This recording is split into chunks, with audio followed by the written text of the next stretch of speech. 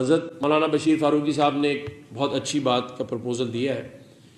اسی صدر میں ایمپریس مارکیٹ کے پاس ایک بڑی بلڈنگ جو پارکنگ پلازا ہے وہ اس وقت خالی پڑی ہوئی ہے.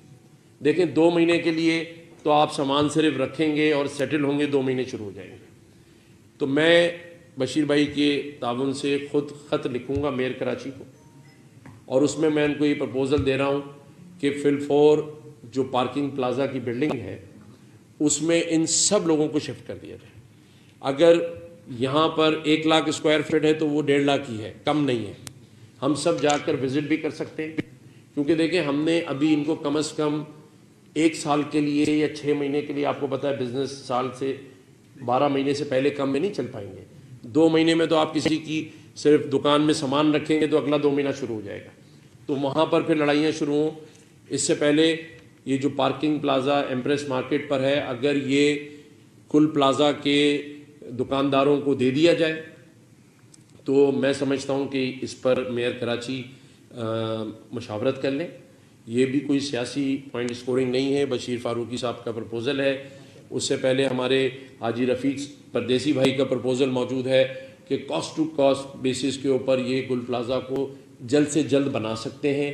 چیمبر کو میں نے کہا ہے کہ آپ کمیٹی بنا کے جتنے کراچی کے پلازا ہیں پورے سندھ میں، دیکھیں اب کوئی جان نہ جائے، اس کے لیے ہم نے کام کرنا ہے. جو چلی گئی اس کے لیے مغفرت کی دعا کرنی ہے.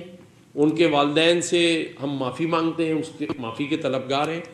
کوتاہیاں میں نے کہا سب سے ہوئی ہیں، کوئی بات نہیں، کوئی جلدی آ گیا، کوئی دیر سے پہنچا، سب کے سب یہی چاہتے تھے کہ آگ بجھ جائے.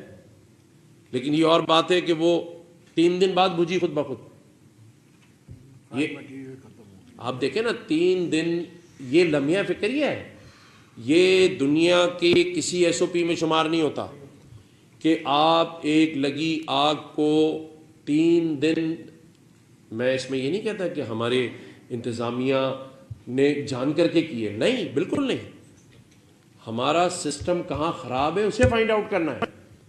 ہماری اس میں کوتاہی کہاں ہے؟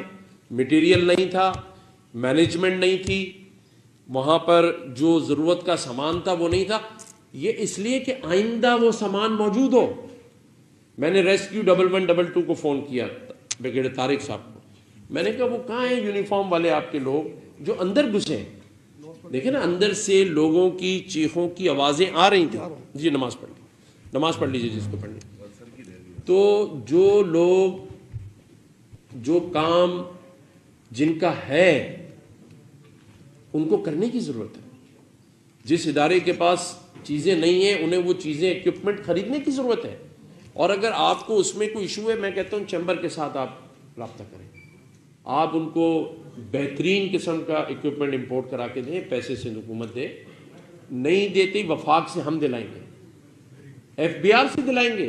آپ کو پتہ ہے جب کووڈ آیا تو US کے اندر جو ٹیکس لیے جاتے ہیں وہ ریفنڈ کیے جاتے ہیں. پھر اگر گل پلازا نے 10 سالوں میں جو ٹیکس دیا ہے اس کے پیسے سے آپ اس کے دکانداروں کی مدد کر سکتے ہیں. اربوں روپے. دیکھیں نا آپ کو صرف ریفنڈ دینا ہے، جس کا ہے اس کو آج ضرورت ہے، ٹھیک ہے نا. اس کے لیے بھی ہم وفاق کو خط لکھیں گے، وزیر اعظم پاکستان کے ساتھ میٹنگ کریں گے. دیکھیں میں بات بڑے دل سے کر رہا ہوں. مجھے کوئی اس وقت پرواہ نہیں تھی کہ لوگ مجھ پہ مشتعل ہوں، مجھے کوئی پرواہ نہیں تھی کہ بلڈنگ کا ٹکڑا مجھ پہ گر جائے. میں اللہ کو حاضر ناظر جان کے کہتا ہوں، یہ گواہیں 2 بار انہوں نے مجھے کھینچ کے ہٹایا کہ یہاں سے ہٹے، اوپر سے جنریٹر گر رہے ہیں. ہم وہیں کھڑے تھے جو اسپاٹ پہ کام ہو رہا تھا. ایک گاڑی ٹرک کے لیے ہم نے فون کیے، وہاں کھڑے ہو کے میں نے 35 ٹیلی فون کالز کیے، 35. اور میں نے جیسے کہا کہ 2 دن سے میں نہیں سویا، کیونکہ مجھے اپنے بچے نظر آ رہے تھے. میں سوچ رہا تھا میری فیملی بھی اندر ہو سکتی ہے. میں یہ سوچ رہا تھا کہ جس کی فیملیز ہیں وہ بھی ہماری فیملیز ہیں نا. جو اندر سے چیخ و پکار کی آوازیں آ رہی تھیں، جو لوگ آتے تھے اور مجھے کان پہ فون لگا دیتے تھے، وہ کہتے تھے مجھے نکال لیں باہر.